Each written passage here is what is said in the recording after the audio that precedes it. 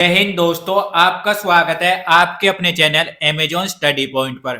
दोस्तों, आज की क्लास में हम यूपी पुलिस एग्जाम के लिए सामान्य हिंदी विषय का प्रीवियस ईयर का पेपर सॉल्व करेंगे, जो 28 अक्टूबर 2010 में सामान्य हिंदी विषय में जो भी प्रश्न पूछे गए हैं उन सभी प्रश्नों को आज हम देखेंगे।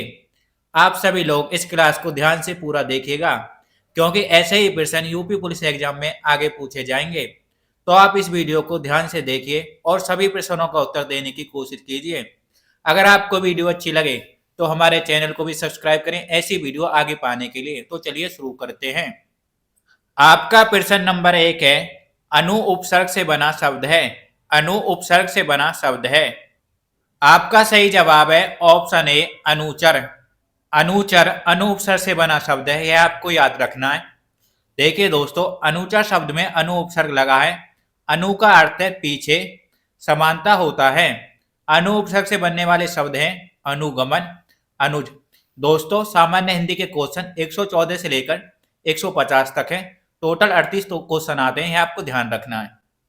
और आपको याद रखना है, उपसर्ग सबके आगे लगते हैं और प्रत्यय शब्द के पीछे लगते हैं। आपका प्रश्न नंबर 115 है, भुलक्कड़ शब्द में किस प्रत्यय का प्रयोग हुआ है। भुलक्कड़ शब्द में किस प्रत्यय का प्रयोग हुआ है। सही जवाब है ऑप्शन सी, अक्कड़। भुलक्कड़ शब्द में अक्कड़ प्रत्यय का शब्द प्रयोग हुआ है। देखिए दोस्तों, भुलक्कड़ शब्द में अक्कड़ प्रत्यय का प्रयोग हुआ है। प्रत्यय अविकारी शब्दांश है। प्रत्यय कैसे? अविकारी शब्दांश है, जिसको शब्दों के अंत में जोड़ा जाता है। प्रत्यय को कहाँ जोड़ा जाता है? शब्द के अंत में। प्रत्यय दो शब्दों से मिलकर बना है, प्रति जमा ए। प्रति का अर्थ होता साथ में, ए का अर्थ होता चलने वाला। प्रति जमा ए का अर्थ होता साथ में चलने वाला। इस प्रकार प्रत्यय का शाब्दिक अर्थ साथ चलने वाला होता है। प्रत्यय का शाब्दिक अर्थ साथ चलने वाला होता है। आपको ध्यान रखना है, भुलक्कड़ में अक्कड़ प्रत्यय है। यहां पर आपका ऑप्शन सी सही जवाब है। प्रश्न नंबर 116, गीतांजलि का सही संधि विच्छेद है। गीतांजलि का सही संधि विच्छेद है। आपका सही जवाब है ऑप्शन डी, गीत जमा अंजलि। गीतांजलि का सही संधि विच्छेद ऑप्शन डी है, गीत जमा अंजलि। गीत जमा अंजलि होगा, यह आपको ध्यान रखना है। आपका प्रश्न नंबर 117 है, सभी मिलकर स्कूल जाता है, वाक्य का शुद्ध रूप होगा। सभी मिलकर स्कूल जाता है, वाक्य का शुद्ध रूप होगा। आपका सही जवाब है ऑप्शन डी, सभी साथ स्कूल जाते हैं। सभी मिलकर स्कूल जाता है, वाक्य का शुद्ध रूप सभी साथ स्कूल जाते हैं होगा। देखिए दोस्तों, सभी मिलकर स्कूल जाता है वाक्य अशुद्ध है, इसका शुद्ध रूप सभी साथ स्कूल जाते हैं यह होगा। आपको ध्यान रखना है। यहाँ पर आपका ऑप्शन डी सही जवाब है। दोस्तों, अगर आपको वीडियो अच्छी लग रही है तो इसे लाइक करें और हमारे चैनल को सब्सक्राइब करें ऐसी वीडियो आगे पाने के लिए। प्रश्न नंबर 118, रसोई घर में कौन सा समास है। रसोई घर में कौन सा समास है। सही जवाब है तत्पुरुष समास। रसोई घर में तत्पुरुष समास है। देखिए दोस्तों, रसोई घर में तत्पुरुष समास है जिस समास में दूसरा पद प्रधान हो और दोनों पदों के बीच विभक्ति चिन्ह का लोप हो, उसे तत्पुरुष समास कहा जाता है। जिस समास में दूसरा पद प्रधान हो और दोनों पदों के बीच विभक्ति चिन्ह का लोप हो, उन्हें तत्पुरुष समास कहा जाता है। रसोई के लिए घर, यहाँ पर के विभक्ति का लोप है, यह आपको ध्यान रखना। रसोई घर का, रसोई के लिए घर, इसलिए यहाँ पर के विभक्ति का लोप है, तो तत्पुरुष समास है। देखिए दोस्तों, कुछ इंपॉर्टेंट पॉइंट। अव्यय भाव समास, पूर्व पद प्रधान तथा अव्यय होता है, यानी पहला पद प्रधान और अव्यय होता है। जैसे ए, आ, अनु, प्रति, हर, यथा, भर आदि होता है। अव्ययीभावी समास के उदाहरण है यथाशक्ति, यथासंभव। अव्ययीभाव समास पूर्व पद प्रधान तथा अव्यय होता है, यह आपको ध्यान रखना है। और यथाशक्ति में अव्ययीभाव समास है। द्विगु समास, प्रथम पद संख्यावाची तथा समस्त पद किसी समूह या फिर किसी समाहार को बोध कराते हैं। द्विगु समास का प्रथम पद संख्यावाचक होता है, यह आपको ध्यान रखना। जैसे नवग्रह। द्वंद्व समास, जिस समास का दोनों पद प्रधान हो। द्वंद्व समास के दोनों पद प्रधान होते हैं तथा विग्रह करने पर और, अथवा, एवं, या लगता है। जैसे माता पिता, माता और पिता। द्वंद्व समास में दोनों पद प्रधान होते हैं और विग्रह करने पर और, अथवा एवं या लगता है, जैसे माता पिता, माता और पिता। द्विगु समास में पहला पद संख्यावाची होता है, आपको ध्यान रखना है। अव्ययी भाव समास में पहला पद अव्यय और पूर्व पद प्रधान होता है। प्रश्न नंबर 119, मैं खाता हूं कर्मवाच्य रूप होगा। मैं खाता हूं का कर्मवाच्य रूप होगा। सही जवाब है ऑप्शन डी, मुझसे खाया जाता है। मैं खाता हूं का कर्मवाच्य रूप होगा, मुझसे खाया जाता है। देखिए दोस्तों डिटेल, मैं खाता हूं का कर्मवाच्य रूप मुझसे खाया जाता है होगा। जिस वाक्य में कर्म की प्रधानता का बोध हो वहां कर्मवाच्य रूप होगा, जैसे आम खाया जाता है।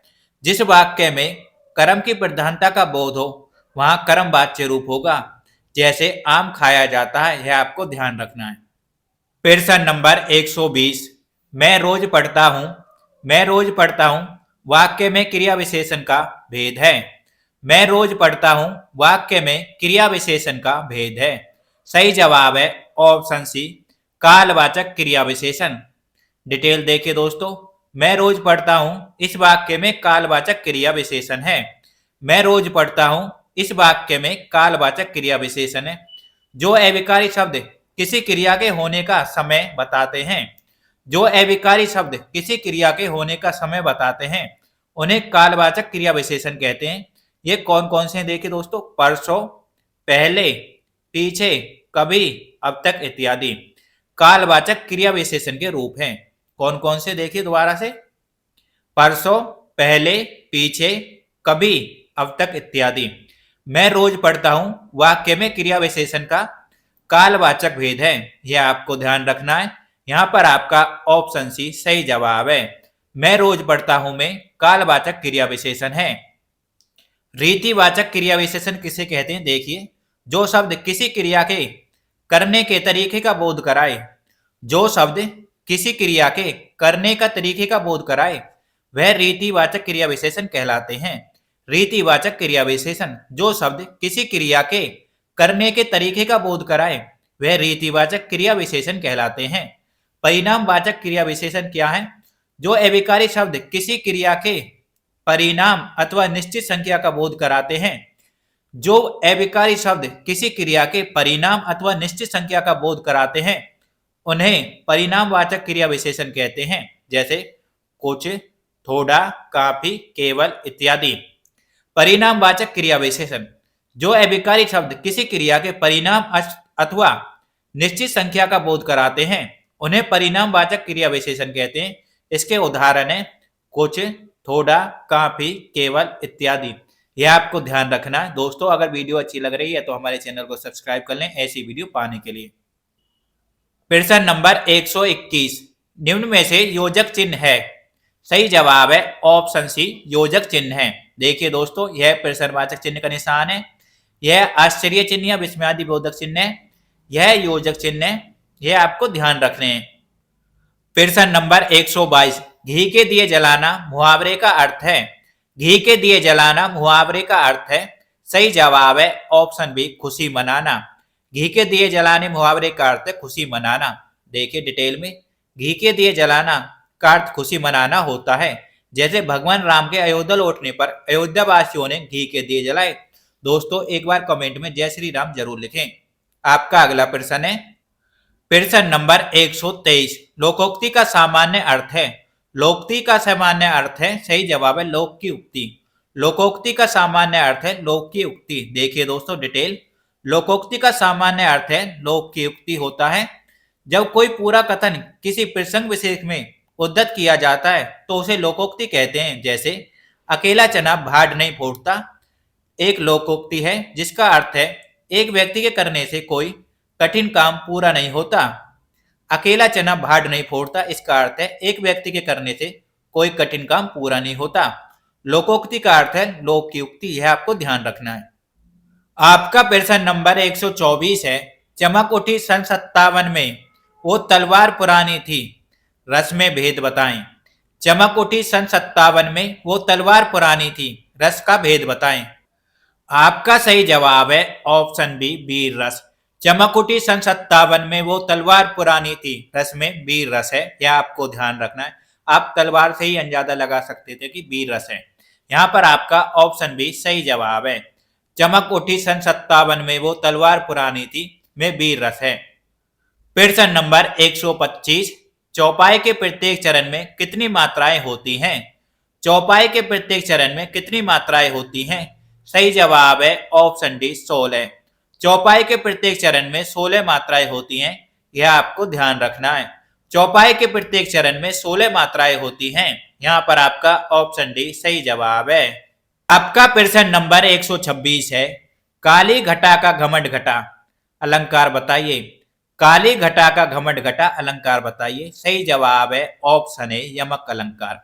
काली घटा का घमंड घटा में अलंकार है यमक अलंकार। देखिए दोस्तों डिटेल में, काली घटा का घमंड घटा, घटा शब्द की आवृत्ति 2 बार हुई है, जिसमें प्रथम घटा का अर्थ सुंदर मौसम तथा दूसरी घटा का अर्थ कम होना है, अतः यहाँ यमक अलंकार है। जहां एक ही शब्द के एक से अधिक बार प्रयोग हो, जहां पर एक शब्द एक से अधिक बार प्रयोग हो और उसके अर्थ अलग अलग हो, वहां यमक अलंकार होता है। जहां पर एक ही शब्द का एक से अधिक बार प्रयोग हो परंतु उसका अर्थ भिन्न भिन्न हो, वहां यमक अलंकार होता है। जैसे काली घटा का घमंड घटा, 3 बेर खाती है वह 3 बेर खाती है, नेता लोग खाते हैं इसलिए उनके बैंक में खाते हैं। यह एग्जाम्पल भी आप ध्यान रखना। प्रश्न नंबर 127, वर्णों के कितने भेद हैं? वर्णों के कितने भेद हैं? सही जवाब है 2। वर्णों के 2 भेद हैं। देखिए दोस्तों वर्णों के 2 भेद हैं, स्वर, व्यंजन मूल स्वरों की संख्या 11 तथा व्यंजनों की संख्या 11 है। वर्णों के 2 भेद हैं, स्वर और व्यंजन। स्वर कितने? 11 और व्यंजन 33 हैं, यह आपको ध्यान रखना है। प्रश्न नंबर 128, निम्नलिखित में से कौन सा शब्द स्त्रीलिंग है? निम्नलिखित में से कौन सा शब्द स्त्रीलिंग है? सही जवाब है ऑप्शन डी योगिनी स्त्रीलिंग है। मालिक, पाठक, कहार ये पुल्लिंग है, आपको ध्यान रखना है। यहाँ पर आपका ऑप्शन डी सही जवाब है। योगिनी शब्द स्त्रीलिंग है, अन्य सभी शब्द पुल्लिंग है, यह आपको ध्यान रखना है। प्रश्न नंबर 129, पुल्लिंग शब्द का चयन कीजिए। सही जवाब है ऑप्शन डी धावक। पुल्लिंग शब्द धावक है। धावक पुल्लिंग शब्द का उदाहरण है, जबकि अन्य सभी स्त्रीलिंग है। धावक पुल्लिंग शब्द का उदाहरण है, जबकि अन्य सभी शब्द स्त्रीलिंग है, यह आपको ध्यान रखना। जैसे नायिका, वधु, लेखिका स्त्रीलिंग है और धावक पुल्लिंग है। यही हमारा आंसर है। यहाँ पर आपका एक ऑप्शन डी सही जवाब है। प्रश्न नंबर 130, शिक्षक का बहुवचन होगा। शिक्षक का बहुवचन होगा। सही जवाब है ऑप्शन डी शिक्षकगण। शिक्षक का बहुवचन शिक्षकगण होगा, यह आपको ध्यान रखना है। प्रश्न नंबर 131, मां ने बाजार से कपड़ा खरीदा, रेखांकित का कारक बताइए। मां ने बाजार से कपड़ा खरीदा, रेखांकित का कारक बताइए। सही जवाब है कर्म कारक। मां ने बाजार से कपड़ा खरीदा में कर्म कारक है। जिस पर क्रिया का प्रभाव पड़े उसे कर्म कारक कहते हैं। जिस पर क्रिया का प्रभाव पड़े उसे कर्म कारक कहते हैं। कर्ता कारक क्या है? कर्ता अर्थात करने वाला। वाक्य में जो शब्द काम करने वाले के अर्थ में आता है उसे कर्ता कारक कहते हैं। इसकी विभक्ति ने है। दोस्तों इसका आंसर एक बार आप हमें कमेंट में जरूर बताएं। देखिए दोस्तों, राम ने रोटी खाई। राम ने कर्ता है, यहाँ पर रोटी कर्म कारक है, खाई क्या? क्रिया। करण कारक क्या होता है? कर्ता जिस साधन से क्रिया करता है, कर्ता जिस साधन से क्रिया करता है उसे करण कारक कहते हैं। इसकी विभक्ति से तथा के द्वारा होती है। करण कारक, कर्ता जिस साधन से क्रिया करता है उसे करण कारक कहते हैं। इसकी विभक्ति से तथा के द्वारा है। जैसे मोहन ने पेन से पत्र लिखा। मोहन ने पेन से लिखा। अधिकरण कारक, संज्ञा के जिस रूप से क्रिया के होने या आधार का पता चले उसे अधिकरण कारक कहते हैं। संज्ञा के जिस रूप से क्रिया के होने या आधार का पता चले उसे अधिकरण कारक कहते हैं। जैसे इसकी विभक्ति में तथा पर है। इसकी विभक्ति में तथा पर है, अधिकरण कारक की। चिड़िया आकाश में उड़ रही हैं, जैसे इसका एग्जाम्पल है। प्रश्न नंबर 132, यह मेरी पतंग है, रेखांकित शब्द का भेद बताइए। यह मेरी पतंग है, रेखांकित शब्द का भेद बताइए। सही जवाब है ऑप्शन ए निश्चयवाचक सर्वनाम। यह मेरी पतंग है निश्चयवाचक सर्वनाम है। देखिए दोस्तों डिटेल में, यह मेरी पतंग है निश्चयवाचक सर्वनाम है। दूर अथवा समीप की वस्तुओं का निश्चय पूर्वक बोध कराने वाले सर्वनाम निश्चयवाचक सर्वनाम कहलाते हैं। दूर अथवा समीप की वस्तुओं का निश्चय पूर्वक बोध कराने वाले सर्वनाम निश्चयवाचक सर्वनाम कहलाते हैं। यह मेरी पतंग है। अनिश्चयवाचक सर्वनाम कौन से होते हैं? वह सर्वनाम जो किसी निश्चित वस्तु अथवा व्यक्ति का बोध नहीं कराते, उन्हें अनिश्चयवाचक सर्वनाम कहलाते हैं। अनिश्चयवाचक सर्वनाम वह सर्वनाम जो किसी निश्चित वस्तु अथवा व्यक्ति का बोध नहीं कराते, अनिश्चयवाचक सर्वनाम कहलाते हैं। और जो किसी निश्चित वस्तु या व्यक्ति का बोध कराते हैं, उन्हें निश्चितवाचक सर्वनाम कहते हैं। यह आपको ध्यान रखना है। वहां कोई खड़ा है, यह अनिश्चयवाचक सर्वनाम का उदाहरण है। निजवाचक सर्वनाम जो सर्वनाम वाक्य के कर्ता के साथ अपनापन बतलाने के लिए आते हैं, निजवाचक सर्वनाम कहलाते हैं। निजवाचक सर्वनाम जो सर्वनाम वाक्य के कर्ता के साथ अपनापन बतलाने के लिए आते हैं, निजवाचक सर्वनाम कहलाते हैं। जैसे स्वयं, खुद, निज, आप, अपने, आप इत्यादि। मैं यह कार्य स्वयं कर लूंगा। यह कार्य मैं स्वयं कर लूंगा। यहाँ स्वयं क्या है? निजवाचक सर्वनाम। यह आपको ध्यान रखना है। निजवाचक सर्वनाम के उदाहरण है जैसे स्वयं, खुद, निज, आप, अपने। यह आपको ध्यान रखने। प्रश्नवाचक सर्वनाम जिन सर्वनामों से किसी संज्ञा के विषय में प्रश्न का बोध हो, उसे प्रश्नवाचक सर्वनाम कहते हैं। जैसे कौन, कहाँ, कैसे, किसने, किससे। पंखा किसने लिए चलाया? पंखा किसने चलाया? इस वाक्य में प्रश्नवाचक सर्वनाम है। प्रश्न नंबर 133, समझदार शब्द विशेषण का कौन सा भेद है? समझदार शब्द में विशेषण का कौन सा भेद है? सही जवाब है ऑप्शन ए, सार्वनामिक विशेषण। समझदार शब्द में सार्वनामिक विशेषण है। यह आपको ध्यान रखना है। समझदार शब्द में सार्वनामिक विशेषण है। जिन सर्वनाम शब्दों में किसी के विषय में संज्ञा संकेत पाया जाए, उन्हें सार्वनामिक विशेषण कहते हैं। दोबारा से देखिए, जिन सर्वनाम शब्दों में किसी के विषय में संज्ञा संकेत पाया जाए, उन्हें सार्वनामिक विशेषण कहते हैं। यह आपको ध्यान रखना है। संख्यावाचक विशेषण जो विशेषण शब्द संज्ञा व सर्वनाम की संख्या बताते हैं, उन्हें संख्यावाचक विशेषण कहते हैं। संख्यावाचक विशेषण जो विशेषण शब्द संज्ञा व सर्वनाम की संख्या बतलाते हैं, उन्हें संख्यावाचक विशेषण कहते हैं। परिणामवाचक विशेषण परिणामवाचक विशेषण देखिए, इस प्रकार के विशेषण से वस्तु की निश्चित संख्या का बोध होता है। इस प्रकार के विशेषण से वस्तु की निश्चित संख्या का बोध होता है। जैसे एक लड़का, 25 पैसे इत्यादि। परिणामवाचक विशेषण इस प्रकार के विशेषण से वस्तु की निश्चित संख्या का बोध होता है। जैसे एक लड़का, 25 पैसे इत्यादि।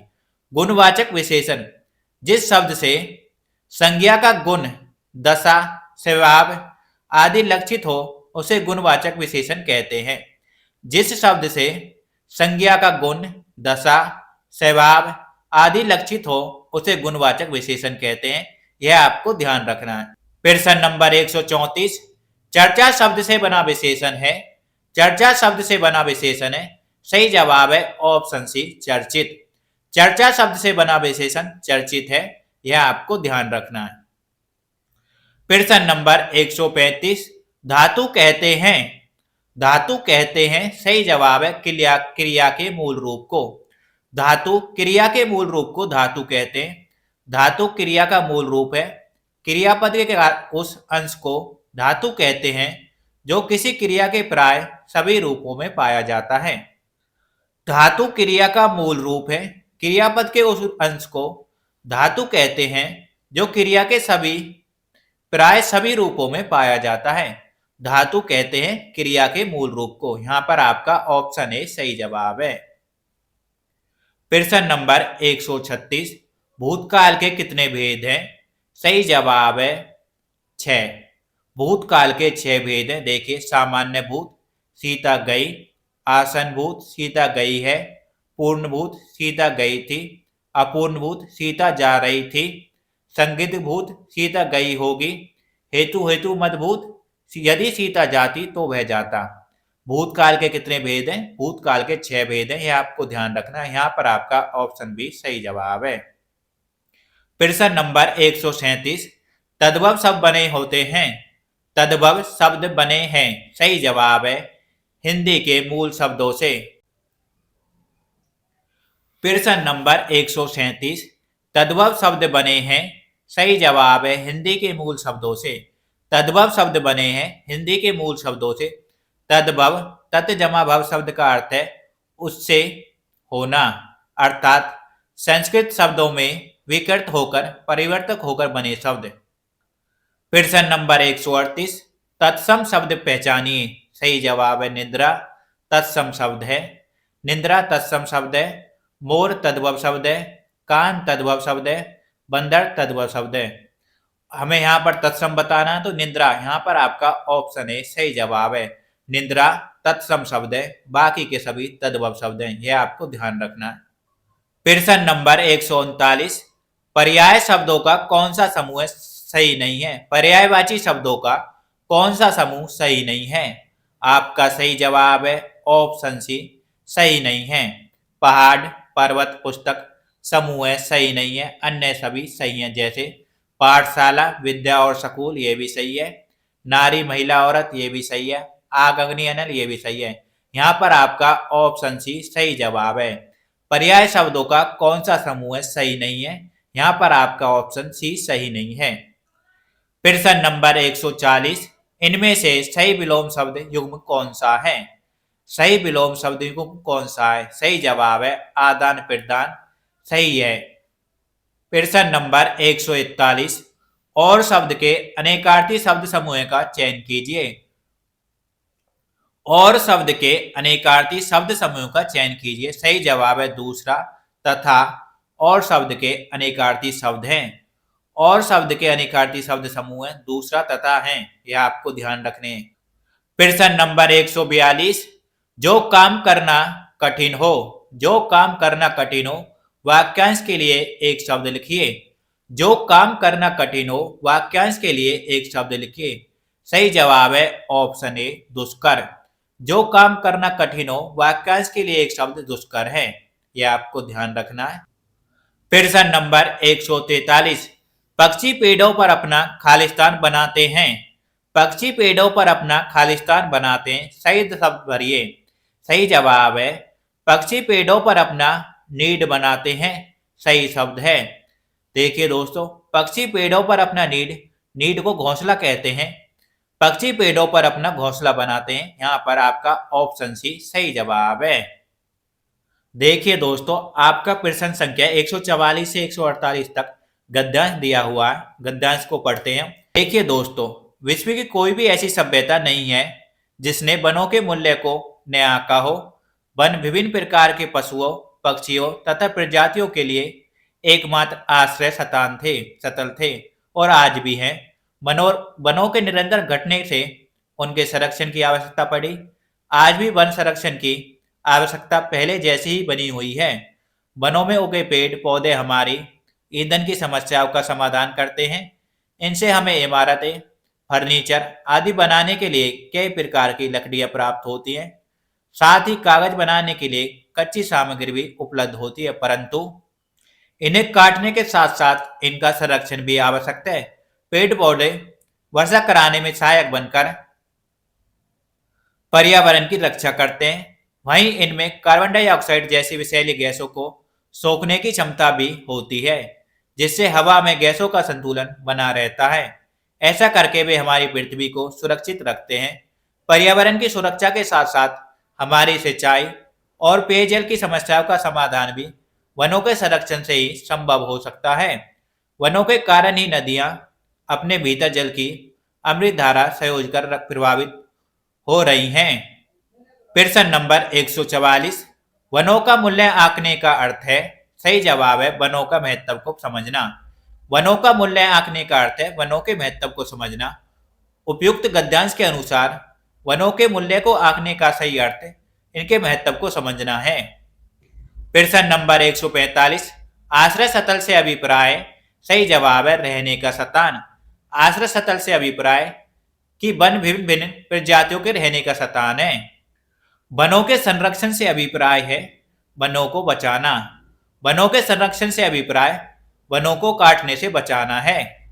वन पर्यावरण की रक्षा किस प्रकार करते हैं? सही जवाब है वर्षा कराने में सहायक बनकर। वन पर्यावरण की रक्षा किस प्रकार करते हैं? वन वर्षा कराने में सहायक बनकर पर्यावरण की रक्षा करते हैं। प्रश्न नंबर 148, नदियों में जलधारा किसके कारण प्रभावित हो रही है? नदियों में जलधारा किसके कारण प्रभावित हो रही है? सही जवाब है वनों के कारण। वनों के कारण ही नदियां अपने भीतरी जल की अमृत धारा संयोज कर प्रभावित हो रही हैं। नदियों में जलधारा किस कारण प्रभावित हो रही है? वनों के कारण। प्रश्न नंबर 149, जयद्रथ वध किसकी रचना है? सही जवाब है ऑप्शन बी मैथिली शरण गुप्त की। जयद्रथ वध मैथिली शरण गुप्त की रचना है, यह आपको ध्यान रखना है। प्रश्न नंबर 150, अतीत के चलचित्र किसकी रचना है? अतीत के चलचित्र किसकी रचना है? सही जवाब है ऑप्शन ए महादेवी वर्मा। अतीत के चलचित्र महादेवी वर्मा की रचना है, यह आपको याद रखना है। दोस्तों अगर आपको यह वीडियो अच्छी लगी तो हमारे चैनल को सब्सक्राइब करें ऐसी वीडियो आगे पाने के लिए, और अपने दोस्तों के साथ भी शेयर करें। धन्यवाद।